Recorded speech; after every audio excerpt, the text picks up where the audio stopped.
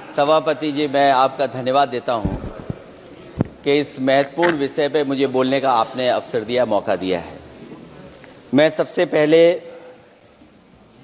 Congress party के नेता मनीष तिवारी जी, जिन्होंने बहुत विस्तार से ये बात रखी, जिन मूल्यों को लेकर के हमारे संविधान निर्माताओं ने इलेक्शन कमीशन को लेकर के जो गठन करने का काम किया कि हमारा लोकतंत्र कैसे मजबूत होगा, उस दिशा में जो बात उन्होंने रखी, मैं अपनी भावना और उनके विचार अपने विचारों से मैं जोड़ता हूं। मुझे खुशी है इस बात की कि सरकार ने इस बात पर चर्चा और मौका दिया हम सबको अपनी बात रखने का। अभी जब मैं भारतीय जनता पार्टी के माननीय सदस्य जी का सुन रहा था बात, तो वो बिहार का इलेक्शन और आने वाले भविष्य में जो उत्तर प्रदेश का इलेक्शन है उस पर भी काफी चर्चा कर रहे थे। सभापति महोदय, मैं कुछ बातें ऐसी कहना चाहता हूं जो हम लोगों ने अपनी आंखों से देखा, और जिस इलेक्शन कमीशन से हमें ये उम्मीद थी कि निष्पक्ष काम होगा, निष्पक्ष कार्रवाई होगी, वो हमें कहीं देखने को नहीं मिली। मैं सबसे पहला उदाहरण ये देना चाहता हूं कि एक रामपुर का बाई इलेक्शन जो लोकसभा का हुआ, जब लोकसभा का चुनाव बाई इलेक्शन रामपुर का हो रहा था, तो भारतीय जनता पार्टी की सरकार के मुख्यमंत्री जी और पूरी भारतीय जनता पार्टी ने यह तय किया था कि समाजवादी पार्टी यहां से नहीं जीतेगी, यहां से भारतीय जनता पार्टी जीतेगी। और ये आशंका हम लोगों को थी कि हर तरीके से हम लोगों को दबाया जाएगा, हर तरीके से चुनाव में धांधली की जाएगी। और जिस समय चुनाव शुरू हुआ, वो चीजें हम लोगों को देखने को मिली। सभापति महोदय, वोटिंग के दिन, जिस दिन वोट पड़ रहा था, उस दिन हम लोगों ने देखा कि किस तरीके से पुलिस और पूरा प्रशासन इस बात पे लगा हुआ था कि कोई भी वोटर घर से न निकले। रामपुर का बाई इलेक्शन हमने ऐसा देखा जहां पर पूरा पुलिस प्रशासन, भारतीय जनता पार्टी की सरकार ये कोशिश में लगी थी कि मतदाता बाहर न निकले, और पहली बार भारतीय जनता पार्टी वहां से चुनाव लोकसभा का जीती। ये बाई इलेक्शन लोकसभा की बात कर रहा हूं मैं। और एक एक घटना की सूचना हम लोगों ने इलेक्शन कमीशन को दी है। एक एक घटना के पुलिस क्या कर रही है, पुलिस कहां बैरिकेडिंग लगाई है, पुलिस कहां रोक रही है, कौन पुलिस का अधिकारी कहां जा रहा है, डीएम क्या कर रहे हैं, कमिश्नर क्या कर रहे हैं। और उसके बावजूद भी इलेक्शन कमीशन ने एक भी किसी के खिलाफ कार्रवाई नहीं की। अध्यक्ष महोदय, जब हम ये बात समझ गए कि इलेक्शन कमीशन बायस्ड है, अध्यक्ष महोदय, ये जो नए नए लोग इधर से उधर खिसक गए हैं, या ना बोले तो अच्छा ही है। एक मिनट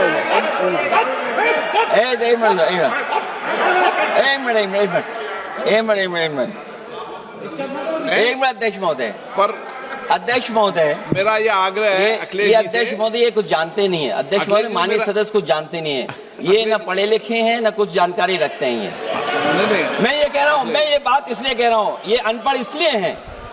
अध्यक्ष महोदय, मैं ये बात इसलिए कह रहा हूं कि जो जो घटनाएं मैं बता रहा हूं, मैंने एक एक घटना इलेक्शन कमीशन को टैग किया है, एक एक वीडियो इलेक्शन कमीशन को दिया है, एक एक पत्र लिखा है इलेक्शन कमीशन को। अगर एक भी कार्रवाई की हो तो मुझे बता दें, अगर ये जानते हो। और दूसरा, मैं अध्यक्ष महोदय, मैं दूसरा बताना चाहता हूं आपको। अध्यक्ष महोदय, चुनाव जीते जाते हैं, हारे जाते हैं। कभी कोई चुनाव जीतता है, कभी कोई चुनाव जीतता है। एक समय था जब हम लोग कांग्रेस पार्टी से लड़ते थे, और एक समय आ गया कि जब हम आपसे लड़ रहे हैं। चुनाव कभी ये जीतते हैं, कभी वो जीतते हैं, कभी मैं जीतता हूं। एक समय था अध्यक्ष महोदय, में 5 लोकसभा का सांसद था यहां। इस बार हम लोग भारतीय जनता पार्टी को दूसरे नंबर करके सबसे 1 नंबर पे समाजवादी पार्टी आई। और अध्यक्ष महोदय, ये जहां से आपने कम्युनल पॉलिटिक्स शुरू की थी, जहां से आपने कम्युनल माहौल बनाया था देश में, उस अयोध्या से अगर कोई जीता है तो हमारे समाजवादी पार्टी के अवधेश जी जीत करके आए। ये चुनाव जीते जाते हैं, हारे जाते हैं, लेकिन जिस संस्था की जिम्मेदारी निष्पक्ष रहना, वो आखिरकार संस्था निष्पक्ष क्यों नहीं है, सवाल ये है। और सवाल मैं यहां से उठाता हूं बाई इलेक्शन का। मैं 3 बाई इलेक्शन का उदाहरण देना चाहता हूं आपसे अध्यक्ष महोदय। नहीं, बाई इलेक्शन पर चर्चा नहीं हो रही। नहीं, मैं नहीं, जब तक आप अध्यक्ष महोदय चीज जानोगे नहीं, अगर मैं एग्जांपल नहीं दूंगा कि इलेक्शन कमीशन क्या कर रहा है, तो अब मैं रिफॉर्म क्या मांग करूंगा। अध्यक्ष महोदय, जब तक मैं घटना नहीं बताऊंगा, मैं पहला बाई इलेक्शन बताना चाहता हूं। ओके, मानिए आपका नंबर आएगा। अगर आप रिफॉर्म पे बात कर रहे हैं तो आपको घटनाएं क्या हुई वो बात तो करनी पड़ेगी। अध्यक्ष महोदय, मैं बाई इलेक्शन मिल्कीपुर की बात करना चाहता हूं। बाई इलेक्शन मिल्कीपुर जो अयोध्या क्षेत्र में आता है। इलेक्शन कमीशन को हम लोगों ने शिकायतें की, यहां धांधली होने जा रही है, चुनाव को हराया जाएगा। वहां की सरकार ने मिलकर के किस अधिकारी को पोस्ट करना है, किसको प्रिसाइडिंग ऑफिसर बनाना है, और हम लोगों ने रंगे हाथ पकड़ा लोगों को। एक व्यक्ति को पकड़ा, वो 6 वोट के डाल के आ रहे थे। एक व्यक्ति को पकड़ा जो दूसरी विधानसभा से थे। एक मंत्री जी भाग गए जो हजारों लोगों को लेकर के उस विधानसभा में आए हुए थे। तो ये बातें मैं इसलिए बता रहा हूं कि अगर हमें रिफॉर्म करना है तो रिफॉर्म तभी संभव है जब हमारा इलेक्शन कमीशन निष्पक्ष होगा। इसलिए अध्यक्ष महोदय, मैं कांग्रेस पार्टी के सुझाव से सहमत हूं कि पहला सुझाव उन्होंने दिया है, और हम समाजवादी पार्टी के लोग भी ये मानते हैं कि जो इलेक्शन कमीशन के अपॉइंटमेंट का जो तरीका है वो तरीका बदला जाए। वो कम से कम ऐसा हो, पारदर्शी हो, निष्पक्ष हो, दिखे कि हमारी भी कुछ भागीदारी है। क्योंकि जो व्यवस्था पहले थी उस व्यवस्था को अगर बदलने का काम किसी ने किया तो भारतीय जनता पार्टी ने किया है। इस व्यवस्था को बदलने का जो सुझाव कांग्रेस पार्टी की तरफ से है उस सुझाव से हम सहमत हैं। दूसरा सुझाव जो कांग्रेस पार्टी ने दिया है, थोड़े दिनों बाद सुधार आया है कांग्रेस में, इसके लिए हम उनको धन्यवाद और बधाई देते हैं। उन्होंने कहा, और अध्यक्ष महोदय मेरा भी सुझाव है कि इलेक्शन बैलेट पेपर से होना चाहिए। और इसलिए होना चाहिए कि बहुत प्रश्न लग रहे हैं, बहुत उंगली उठ रही है। इलेक्ट्रॉनिक चीजों पे बहुत सवाल खड़े हो रहे हैं, और केवल भारत के अंदर लोकतंत्र में नहीं, दुनिया के लोकतंत्र में। और ये जो लोग कुछ कह रहे हैं इलेक्ट्रॉनिक की बात और टेक्नोलॉजी की बात कर रहे हैं, मैं उनसे कहना चाहता हूं कि भारत और जर्मनी की तुलना कर लें, भारत और अमेरिका की तुलना कर लें, भारत की और जापान की तुलना कर लें, हम कहां खड़े हैं। अगर वो संपन्न देश जो टेक्नोलॉजी में हमसे कई गुना आगे हैं, अगर वो स्वीकार नहीं कर रहे ईवीएम, तो आखिरकार हम ईवीएम को क्यों स्वीकार कर रहे हैं। अगर उन देशों में लोकतंत्र है और बैलेट से वोट पड़ रहा है, तो यहां पर भी बैलेट से वोट पड़ना चाहिए। और जो मेरी जानकारी जहां तक पहुंचती और जानकारी है मुझे, वो जानकारी ये कहती है कि जर्मनी में अगर आप ईवीएम से वोट डालेंगे तो वो अनकॉन्स्टिट्यूशनल माना जाएगा। सोचो, जर्मनी जैसा देश बैलेट पेपर से वोट डलवा रहा, तो आखिर भारत जैसा देश हम बैलेट पे क्यों नहीं जा रहे हैं। जो रिफॉर्म की बात आई है, सबसे पहला सवाल यही है कि रिफॉर्म का मतलब क्या होता है। जब कोई चीज अपने मूल रूप स्वरूप में होती है तो उसे फॉर्म कहते हैं। जो वो मूल फॉर्म को खो बैठती है तो डिफॉर्म हो जाती है, और फिर उसी मूल फॉर्म में ले जाने का जो प्रयास होता है वो रिफॉर्म कहलाया जाता है। अध्यक्ष महोदय, सवाल ये भी है कि रिफॉर्म की जरूरत क्यों पड़ी, हमारी चुनावी प्रक्रिया खराब क्यों हुई, उसे खराब किसने किया। किसी भी चीज के खराब होने के 2 कारण होते हैं। एक ये कि उसे बाहरी लोगों ने खराब किया, और एक ये कि उसके अंदर से ही किसी ने खराब किया या किसी ने अपने स्वार्थ के लिए करवाया। तो अध्यक्ष महोदय, आज ये अजीब हालत है कि बाहर से ज्यादा चुनावी प्रक्रिया अंदर से खराब हुई है। और ये उदाहरण इसलिए मैं देना चाहता था बाई इलेक्शंस के और लोकसभा के इलेक्शन का, क्योंकि जिस तरह की शिकायतें की गई थी अध्यक्ष महोदय, एक भी शिकायत पे कार्रवाई नहीं हुई। एक और मैं उदाहरण देना चाहता हूं फर्रुखाबाद का चुनाव लोकसभा का, हालांकि और लोकसभा के चुनाव को मैं नहीं कहूंगा, लेकिन फर्रुखाबाद का लोकसभा का चुनाव जो पिछली बार 2024 में बड़े करीब से मैंने देखा। वहां के जिलाधिकारी, वहां का पुलिस का प्रशासन पूरे दिन लाठी चलाता रहा और कभी लाइट जाती थी, कभी लाइट आती थी। जब हम लोगों ने जानकारी करने की कोशिश की कि आखिरकार क्यों हो रहा है, तो पता लगा कि उन्हें रिजल्ट बदलना है। तो उत्तर प्रदेश का इस तरह एक रिजल्ट नहीं बदला गया, कई जगह रिजल्ट बदला गया। हम इलेक्शन कमीशन के सामने खड़े रह गए कि इलेक्शन कमीशन को बताते रहे कि धांधली हो रही है, लेकिन इलेक्शन कमीशन ने कोई सुनवाई नहीं की।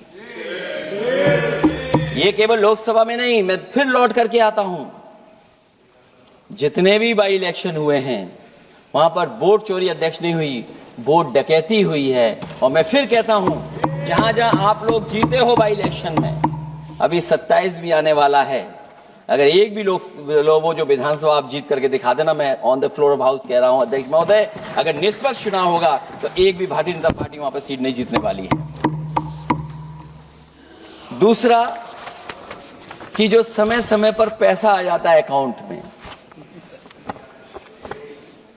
ये लोकतंत्र को सबसे ज्यादा कमजोर कर रहा है। 10,000 बिहार में बांट दिए। अभी सुना है कि बहुत सारी महिलाओं ने कई जिलों में आंदोलन किया है, वो 10,000 के वादे से मुकर रहे हैं लोग। और मुझे याद है कि जिस समय उत्तर प्रदेश में मैं फ्री मोबाइल देने जा रहा था, कैबिनेट से मैंने पॉलिसी पास की थी, लेकिन यही बीजेपी के लोग चिल्ला चिल्ला करके उसको कह रहे थे कि चुनाव को इन्फ्लुएंस करने के लिए ये पॉलिसी लेकर के आए हैं, ये बांटने जा रहे हैं, और उसको रोक लगवाने का काम इलेक्शन कमीशन से किसी ने किया था, तो वो भारतीय जनता पार्टी थी। तो एक तरफ तो अपना पैसा दे रहे हैं आप, दूसरी तरफ कोई जनता के लिए अगर कोई पॉलिसी लेकर के आ रहा है उसको रोकना चाहते हैं। ये भेदभाव अगर किसी ने देखा तो हम लोगों ने देखा। फिर तीसरा, हम चाहते हैं कि मीडिया का जो रोल है चुनाव में, कुछ बात हम लोगों को समझ में नहीं आती। हमारे जो गरीब मतदाता हैं वो कभी कभी अध्यक्ष महोदय हमसे पूछते हैं कि आप तो टीवी पे आते हैं और चले जाते हैं, कुछ लोग टीवी पे आते हैं फिर जाते ही नहीं है, ये कारण क्या है? अगर इलेक्शन के समय पर हम पॉलिटिकल पार्टीज को स्पेस अगर बराबर नहीं मिलेगा तो शायद चुनाव निष्पक्ष नहीं होंगे। इसलिए अध्यक्ष महोदय, आपके माध्यम से मेरा सुझाव ये भी है कि चाहे वो प्राइवेट हो चाहे सरकारी हो, मीडिया में बराबर का कहीं ना कहीं हम लोगों को भी स्पेस मिलना चाहिए। इधर एक नई चीज है, नया जमाना है, तो नई चीज है सोशल मीडिया। पहली बार देखने को मिल रहा है कि जहां पर इमेज बनाने के लिए पैसा नहीं खर्च किया जा रहा अध्यक्ष महोदय, दूसरे की इमेज कैसे खराब की जाए उसके लिए पैसा खर्च किया जाता है। जो नकारात्मक जितना कैंपेन है, मैं अध्यक्ष महोदय दावे के साथ कह सकता हूं, हमारे पास कोई एजेंसी नहीं है, कोई सोशल मीडिया टीम नहीं है जो हम नेगेटिव कैंपेन रन कराते हो, लेकिन भारतीय जनता पार्टी के पास हजारों ऐसे लोग हैं और हजारों करोड़ रुपए इस बात के लिए खर्च करते हैं कि नेगेटिव कैंपेन कैसे रन किया जाए। और जितना जितना चुनाव करीब आता है उतना सोशल मीडिया से लेकर के हर प्लेटफॉर्म पर नेगेटिव कैंपेन अगर कोई कर रहा है तो वो कर रहा है भारतीय जनता पार्टी के लोग। इलेक्टोरल बॉन्ड की तो बात हम इसलिए नहीं करना चाहते हैं क्योंकि हमें तो मिला ही नहीं कुछ। अध्यक्ष महोदय, क्या बात करूं मैं इलेक्टोरल बॉन्ड की?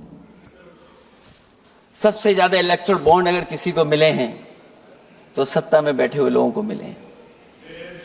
दूसरा कांग्रेस को मिला, कांग्रेस ही हमारे मित्र ऐसे कि हमें नहीं बताते कहां से मिलता है।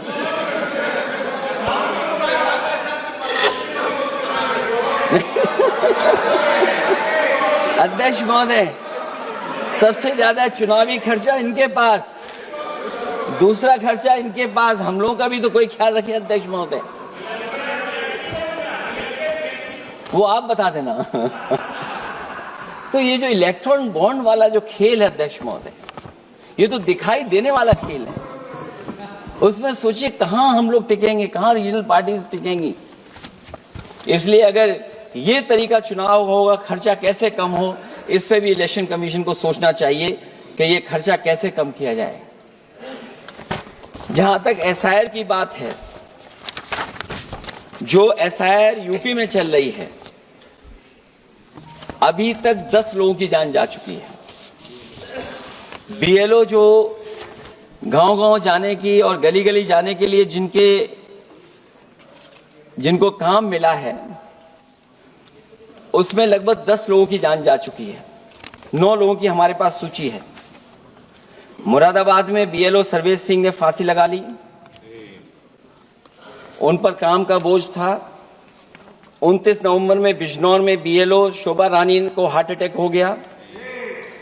29 नवंबर देवरिया लेखपाल आशीष कुमार ड्यूटी के दौरान तबियत बिगड़ी और उनके बाद मृत्यु हो गई। फतेहपुर में लेखपाल सुधीर कुमार ने शादी के एक दिन पहले फांसी लगा ली। और इस परिवार से तो मैं खुद मिला था जाकर के। अध्यक्ष महोदय, जब परिवार के लोगों से बातचीत हुई तो उन्हें ये बताया उन्होंने कि इतना काम का बोझ था उनके ऊपर, अधिकारी इतना दबाव बना रहे थे कि वो क्या करते। और जो इलेक्शन कमीशन ने अध्यक्ष महोदय कहा कि हम ट्रेनिंग देंगे बीएलओ को, मैं ये दावा कर सकता हूं कि उत्तर प्रदेश के बहुत कम बीएलओ को ट्रेनिंग मिली होगी। और यहां मैं कह सकता हूं कि एक भी बीएलओ को ट्रेनिंग नहीं दी गई जो देनी चाहिए थी। और जो बीएलओ लगाए गए हैं उनका पूरा परिवार लगा हुआ है कि कैसे भी अपने बीएलओ जो परिवार के सदस्य हैं उनकी मदद पहुंचाएं। महिला है वो फॉर्म नहीं भर सकती, कई बार उसके परिवार के सदस्य लगे हुए हैं कि कैसे फॉर्म भरवाएं हम उनका। तो 9 लोगों की जान गई है। हमने अपनी पार्टी की तरफ से तो 2 लाख रुपए की मदद की है। हमारी मांग होगी कि चुनाव आयोग और इस लोकतंत्र को मजबूत करने के लिए जो मदद होनी चाहिए 1 करोड़, और उनको सरकारी नौकरी मिलनी चाहिए। धांधली कैसे होती है, चुनाव होने से पहले ही वोट कट जाते हैं। हमारे राजीव राय जी बैठे होंगे माननीय सदस्य, वो किताब लाए हैं कि नहीं लाए हैं? चुनाव घोषित नहीं हुआ वहां पर, लेकिन सरकार के लोगों ने मिलकर के वोट पहले ही काट दिया। अध्यक्ष महोदय, वहीं से दिखा दो, ये लिस्ट है। अगर एक भी इसमें गलत हो तो बता दीजिए। एक भी गलत हो अध्यक्ष महोदय। चुनाव हुआ नहीं उससे पहले इलेक्शन कमीशन ने वोट काट दिए। और कितने वोट काटे हैं? 15,000 वोट काटे हैं। और 2027 के 22 के चुनाव में मैंने आरोप लगाया था कि इलेक्शन कमीशन ने जानबूझ करके और सरकार के लोगों ने मिल करके उत्तर प्रदेश में हर विधानसभा में वोट काटे थे और चिन्हित कर करके वोट काटे थे। और ये चिन्हित किया था कि ये समाजवादी पार्टी का वोट कौन है जिसको काटा जाए, और हजारों की संख्या में वोट काटे थे। और जब इलेक्शन कमीशन से हम लोगों ने शिकायत की तो उन्होंने एफिडेविट मांगे थे। मैंने हजारों लोगों के एफिडेविट दिए थे अध्यक्ष महोदय, और ये कहा था कि ये जिंदा थे। 17 में वोट डाला उन्होंने और 22 में जाकर के उनका वोट कट गया है। लेकिन किसी भी अधिकारी के ऊपर अभी तक इलेक्शन कमीशन ने कोई कार्रवाई नहीं की। इसलिए सुधार की ये प्रक्रिया चुनाव आयोग से ही शुरू होनी चाहिए। चुनाव आयोग को निम्नलिखित बातों का सुधार करना ही होगा अध्यक्ष महोदय। चंडीगढ़ में कैमरे के सामने की चोरी पर, बंदूक तानकर वोटरों को वोट डालने से रोकने पर, उपचुनाव में चुन चुनकर एक अधिकारी पोस्ट करने पर, जीतने के बाद भी सर्टिफिकेट बदल देने पर, चुनाव आयोग को हमारे द्वारा दिए गए हजारों एफिडेविट्स प्राप्त न होने की झूठी बात पर, जबकि हमारे पास जमा करने की रसीद है, वॉशिंग मशीन फार्मूले पर जिसमें एक दिन पहले का भ्रष्टाचारी अगले दिन भद्राचारी हो जाता है और ऊंचे पद पर बैठा दिया जाता है, सत्ताधारियों के पैसे बांटने पर पकड़े जाने पर, सिद्धांतहीन राजनीति पर भी होना चाहिए, चुन चुनकर पीडीए के वोट काटने पर भी होना चाहिए, नकली वोटर से वोट डलवाने पर भी, नकली आधार कार्ड बनाकर चुनावी खेल करने पर, एक वोटर के द्वारा कोई वोट डालने पर, चुनाव के दौरान योजना चलाकर घूस देने पर। और अध्यक्ष महोदय, मैं ये जरूर कहना चाहूंगा कि जब 1 नेशन 1 इलेक्शन की बात हो रही है और अभी सत्ता पक्ष के माननीय सदस्य ने कहा कि वो एक वोटर लिस्ट भी करा देंगे, ये बात मैं कह दूं अध्यक्ष महोदय, उन्होंने ये कहा कि 1 नेशन 1 इलेक्शन तो होगा ही होगा, लेकिन एक वोटर लिस्ट भी एक होगी। हमें उम्मीद है कि वोटर लिस्ट एक होगी और वोटर कार्ड ऐसा बने। अभी तक तो हम आधार कार्ड के लिए मांग करते थे। देश के प्रधानमंत्री जी कहते हैं कि हम तो कई समस्याओं का समाधान कर चुके हैं। सेल्फ एफिडेविट, सेल्फ अटेस्टेड अगर आप दे देंगे डेट ऑफ बर्थ तो हम स्वीकार कर लेंगे। लेकिन अब सुनने में आ रहा है यूपी में आधार ही को स्वीकार मान ही नहीं रहे हैं उसको। आधार जैसा कार्ड जो जिसमें सब कुछ डॉक्यूमेंटेड है, आपके फिंगर्स हैं, आपकी आई है, आपका पूरा डिटेल है, उसके बाद भी आप आधार को नहीं मान रहे। इसका मतलब ये एसआईआर नहीं है, ये अंदर ही अंदर एनआरसी वाला काम कर रहे हैं। क्योंकि हमने उत्तर प्रदेश में सुना है कि वहां के मुख्यमंत्री जी कह रहे हैं कि हम डिटेंशन सेंटर बना रहे हैं। वही एसआईआर में जिसका नाम नहीं उसके लिए डिटेंशन सेंटर की जरूरत है। इसका मतलब अध्यक्ष महोदय, जो काम ये खुल के नहीं कर सकते थे एनआरसी, वो काम ये एसआईआर के बहाने कर रहे हैं। तभी ये कभी कभी कहते हैं घुसपैठियां हैं और डिटेंशन सेंटर बन रहे हैं। दरअसल सबसे बड़े सुधार की जरूरत यह है कि लोकतंत्र में फिर से भरोसा जगाया जाए। ईवीएम को हटाकर बैलेट से चुनाव कराए जाएं। चुनावी धांधली होने पर तय समय सीमा में कार्रवाई हो। विपक्षी अनदेखी न की जाए। विपक्षी शिकायतों पर पक्षपात न हो। चुनाव आयोग निर्भीक हो। चुनाव आयोग सरकार के इशारे पे काम न करे। चुनाव आयोग निर्भीक हो। चुनाव आयोग एक विचारधारा के लोगों का गुट बनकर न रह जाए। चुनाव आयोग ईमान की लगाम कभी न छोड़े। चुनाव आयोग ये ऐतिहासिक जिम्मेदारी समझे कि उसकी आज की गलती देश के भविष्य की सदियों के लिए बर्बाद कर सकती है।